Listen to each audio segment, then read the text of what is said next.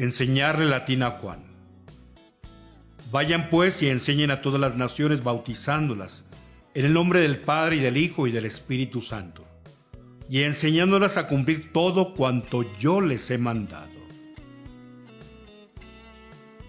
El Señor nos envía a predicar el Evangelio a toda criatura.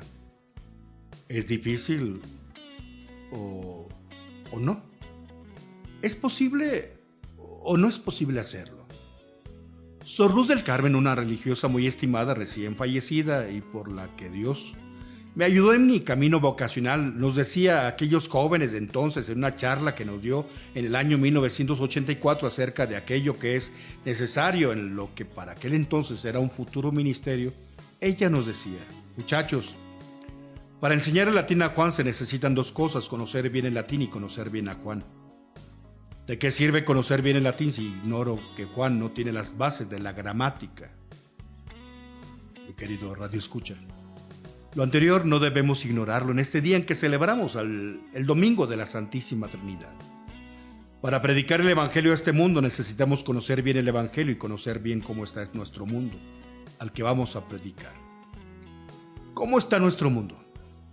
¿Cuáles son sus necesidades? ¿Cuál es su estado de salud? Y, oye, ¿cuál es nuestra propuesta cristiana? Florencio Escardo ha mencionado que los diagnósticos más profundos de los pacientes son aquellos que se realizan adivinando lo que el enfermo nos calla. Para hablar acerca del quehacer evangelizador del cristiano en este siglo XXI, resulta necesario que efectuemos un diagnóstico objetivo sobre este mundo actual. Para lo anterior, debemos ser conscientes de que el campo de las relaciones entre el cristianismo y el mundo es demasiado complejo. A este mundo en la época actual se le ha llamado con un nombre: posmodernidad. Y algunos ya hasta hablan de la ultramodernidad. Pero no nos adelantemos a las etapas. ¿Qué es la posmodernidad? ¿Cuáles son sus síntomas? Es inválida la afirmación gratuita. Es necesario ser precisos para que las afirmaciones adquieran seriedad. Hablar de la posmodernidad es hablar de la negación, de la imprecisión, de una falta de identidad. De tal forma que nuestra época no tiene nombre, le llamamos posmodernidad, es decir, lo que está después de la modernidad. ¿Y qué está después de la modernidad? La posmodernidad. Otorgarle un contenido programático a este movimiento atenta contra el mismo movimiento. La posmodernidad se inició en la estética y ofreció los primeros frutos en la arquitectura. Los filósofos la asumieron para buscarle un perfil, formular una definición, ofrecer una delimitación, y la filosofía se encontró en crisis y su rostro actual es el de la perplejidad. La posmodernidad no nació ni en los escritorios, ni en las aulas, ni como antes nacía la filosofía en las celdas de los monasterios o los conventos. La posmodernidad ha nacido en las calles y ha tenido un eficiente vehículo en los medios de comunicación social. En la posmodernidad se desconoce la elucubración. El lema de la posmodernidad es siempre interpelar. Las verdades universales se han transformado en conjeturas. Los tratados de doctrina se convierten en ensayos. El lenguaje se ha vuelto una metáfora fugaz. Los sistemas de pensamiento son ahora episodios de un pensamiento y la herencia del conocimiento ha cedido el paso a lo que es opcional. Se niegan los contenidos indiscutibles y se rechazan los dogmas preestablecidos. La negación se desplaza desde la mansión de la verdad abstracta y va a tocar la puerta de la verdad racional. Se niega no tan solo el campo del Dios de la revelación, sino la mismísima pretensión humana de convertir en su diosa a la razón. Se han jubilado los relatos legitimadores de la historia, la lucha de clases, el desarrollo, la épica del progreso, y con ello sobreviene el niquilismo. No hay afán de lucha porque no hay convicciones. Reina el relato acomodaticio de lo fragmentario y lo instantáneo. Se rechaza entonces todo ideal de fundamentación y con ello se ataca cualquier expresión de credo religioso. Un dogma de fe revelada se experimenta como un ataque a la humanidad y como una violación del ser humano. Y entonces desaparece la filosofía, puesto que la filosofía tenía como centro la fundamentación, y como no hay fundamentación, ya no hay filosofía. y pretenden convertir a la religión en un artículo adquirido en una tienda de conveniencia. Sí, la religión debe ser ese lugar donde lo que me conviene debe estar, y si no me conviene, denostamos la religión. Y es que el ejercicio de la posmodernidad es la duda epistemológica, pero también la duda ontológica. No es aquella duda metódica que poseía una seguridad subyacente. La posmodernidad tiene la duda radical y la duda universal, y con ello ataca cualquier exigencia de parte de una institución. Los frutos de la posmodernidad ya aparecen en las ramas del árbol de nuestro tiempo plantado en nuestra patria. Por ejemplo, culpamos al abstracto de las culpas de lo concreto. Y sobreviene entonces el aborto que se defiende. Se justifica la clonación que convierte los embriones humanos en las refacciones de los más fuertes y los que tienen más poder y economía. El pensamiento cristiano es calificado como una agresión y como anacronismo y oscurantismo. Ya se han aprobado sociedades de convivencia y está en contienda la cuestión de legislar o legitimar la eutanasia. Y nos acostumbramos a un Maquiavelo que sonríe en la pantalla de las televisiones, cambiando de careta cada día, pidiendo ahora legalizar el uso de los enervantes, ya no tan solo terapéutico, sino lúdico. Hoy hablamos de problemas de delincuencia en lugar de hablar de los delincuentes. Y no aceptamos que la crisis no está en la ética, sino en lo poco ético que es este mundo y esta vida.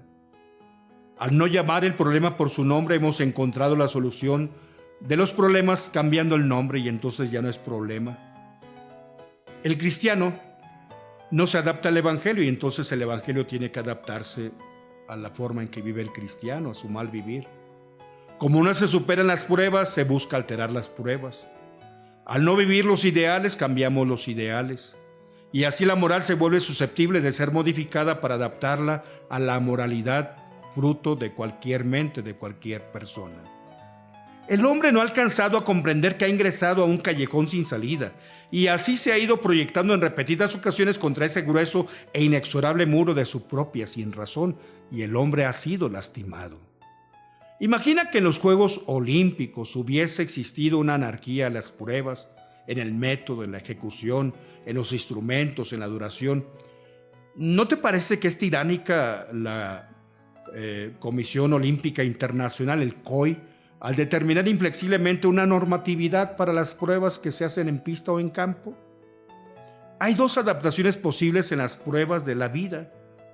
Una es adaptar nuestra vida a los principios. La otra es adaptar los principios a nuestra vida. Piensa por un instante que en nuestras aulas, tanto a los niños que se les dificultare deletrear la ortografía de la palabra zanahoria, como a los que se les vuelve un calvario aprender las tablas de multiplicar, se les permitiera la anarquía intelectual. Hay dos posibilidades. Una es mediante la superación de aquello que se asimila, o la otra es con la actitud de los que reescribimos la ortografía y las matemáticas a nuestro propio antojo. ¿Cuál es la propuesta cristiana? Presentar el evangelio tal y como el Señor nos lo ha predicado. Y es que nosotros no somos los dueños sino servidores del depósito cristiano. Y jamás debemos olvidar que en un servidor la principal cualidad que se busca no es otra sino la lealtad. Si la propuesta fuera de que en lugar de que el cristiano se adapte a un principio de moralidad, se debiera modificar la moral, habría que cambiar el evangelio y decir que el hijo pródigo, sí, el del capítulo 15 de San Lucas, ese hijo pródigo no tiene por qué regresar a la casa del padre. Más aún encontraríamos un nombre nuevo para aquellas cáscaras de zanahoria y que se lanzaban a los cerdos y que el hijo, inclinado en medio de los cerdos, las tomaba y las deglutía, y llamaríamos a ese hecho vergonzoso progreso diferenciado de anticuadas y obsoletas formas de moralidad. No podemos reducir la moral a un convencionalismo. La moral no puede ser una preferencia. Como si la bondad, el amor de una Madre Teresa de Calcuta o la maldad en una granada en la Plaza Melchor Ocampo en Morelia, o los trenes que explotaron en Madrid, los aviones en Nueva York, los autos en Singapur o en París, fueran solo cuestión de convencionalismos. Algunos que nos llamamos cristianos leemos la Biblia como cuando un abogado lee un testamento ajeno, estudiando alcances y escapatorias técnicas, así como exactitud o imprecisión de las frases. Es muy diferente de cómo lee un testamento el heredero. Y es a este mundo al que se debe evangelizar. Y es a este mundo al que no debemos tenerle miedo. La práctica de la evangelización ha tenido su punto de partida en la misma encarnación del Verbo de Dios, pero no debemos olvidar que la encarnación termina en el misterio de la ascensión, tal y como nos lo recuerda el Evangelio del día de hoy y celebramos hace 2 semanas. Este es el principio y el movimiento que se da en la evangelización, encarnación y ascensión. Es decir, Cristo bajó y Cristo subió. Pero Cristo bajó solo, pero sube llevando una multitud. La fe que predicamos debe tener ese doble movimiento, descenso y ascenso. Inculturar la fe y evangelizar la cultura. No le tengamos miedo al principio de la encarnación, que es el descenso. No podemos olvidar que el evangelio eterno irá expresado siempre en una cultura temporal. San Pablo no tuvo miedo de enfrentar los areópagos de aquel entonces. Corinto, Roma, Atenas, Éfeso, Tesalónica, Calcedonia, Antioquía eran megalópolis, equiparables a las actuales Nueva York, Madrid, Tokio, Pekín, la Ciudad de México.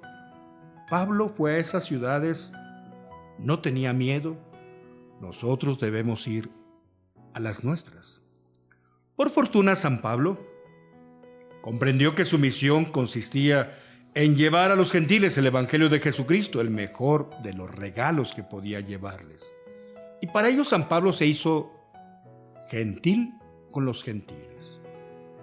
Todo esto lo hago por el Evangelio, expresó él el Evangelio en las categorías culturales que suponía podían ser las categorías de sus oyentes. Albert Harnack expresará que el éxito del cristianismo primitivo fue su capacidad para expresarse en las más diversas culturas grecolatina, india, copta, irania, sin perder por ello su identidad. ¿Sabes? Ahí se vio la asistencia del Espíritu Santo. Pero no perder nuestra identidad, que es el principio del ascenso, el principio de la ascensión. Igual que la encarnación sirvió para elevar la naturaleza humana, la inculturación de la fe tendrá como consecuencia la evangelización de la cultura. Y esto aún sin proponérselo. Cuando la fe echa de verdad raíces en una cultura, no deja de actuar en su interior igual que el fermento en la masa, así como la levadura. Esto lo va a recordar Pablo VI en el número 20 de la Evangelii Nuntiandi. Debemos evangelizar. Evangelizar no de una manera decorativa, como con un barniz superficial, sino de manera vital, en profundidad, y hasta sus mismas raíces, la cultura y las culturas del hombre. Oye, vayamos al mundo en sus aulas a enseñar latín a Juan. Para ello hay que saber latín y hay que conocer a Juan. Vayan por todo el mundo a predicar el Evangelio.